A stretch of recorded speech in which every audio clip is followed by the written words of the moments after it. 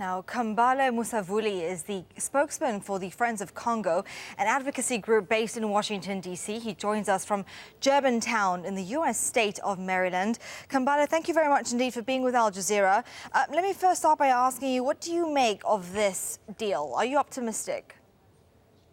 It is quite saddening to hear the deal. This is a deal that came out of the second dialogue organized by the Catholic Church, which is not really taking into account why we are in this crisis today. President Kabila had 5 years to organize the presidential election, coming with a deal where we are saying that Kabila should stay as president until 2017 when the election are organized, does not give the Congolese population any confidence that if he could not organize the election in 5 years, he will be able to do so in a year.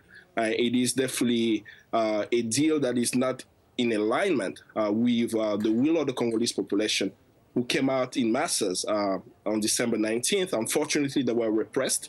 Many have been killed. Many have been also arrested. We still do not know where the young organizers are at this moment.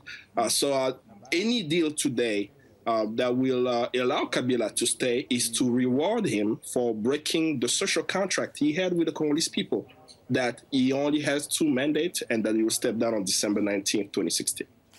Take us back. How did it get to this point? Exactly.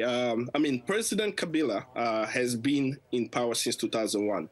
He ascended to presidency after the death of Laurent Kabila, and we had a transitional period. So he has had many opportunities to be part of a transition. In 2006, we had an election where he was declared the winner of the election.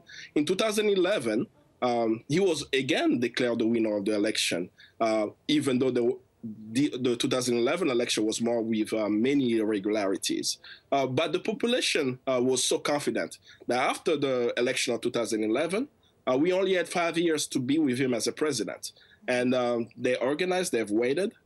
Many people have paid the high price of organizing on the ground, especially in 2015 in January, when people are mobilized to put pressure on the Congolese government to not introduce a law that will extend Kabila's rule. That was the census law at the time. But now we are in a crisis that he actually created, as I mentioned earlier. For 5 years, he has not organized election, but this was predictable. This is a leader who was really imposed on the Congolese population. He is not wanted in many areas of the country. He served the interest of the West, specifically the United States, and we saw over the years the support of the West for him to still be there. This has changed for the past 2 years, at least on the side of the United States, who is not overtly supporting him now. This is, of course, a change that's just happening now. But right. The larger story that I want to share is that the Congolese population, who have suffered for decades, who are not seeing their aspirations reflected in this government, are being imposed a solution by a political class that is not looking into the interest of the Congolese people. They're looking more in positions that will get into the transition. And this is why also a new political class is needed in the DRC.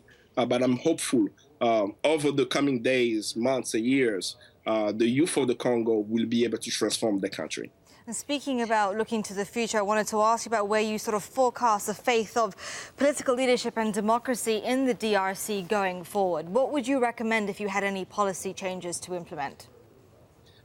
Moving forward, any decision that will come out from any dialogue or any process should not include Joseph Kabila as a solution. It will only anger the population. It will only cause further destabilization in the country. So that's the first step. Of course, having a transitional government is mandated because of the crisis that we are in. And we should look into having people in the transitional government of those who have not been part of the problem or been part of the current government right now. And there are many leaders who can fill in that position. And third, which I'm really hopeful to see, is having new faces be candidates for the presidential elections coming up, who will take Congo in a new journey, because change in Congo, if we have a democratic government in Congo, a government that represents the people, is not just going to transform the Congo. It's going to transform the region. Remember that in the region, we still have authoritarian regimes, and this will send a signal to the so-called strong men of Africa that change is possible. And that's why it's critical for a democratic change to happen in the Congo. That's why it's also critical for the Congolese constitution to be respected so that the Congolese people do not check out a democratic process and use any means possible outside of the democratic process to have a government that represent them. All right, Kambale Musavuli, thank you very much indeed, sir, for taking the time to speak to Al Jazeera. We appreciate it. Thank you.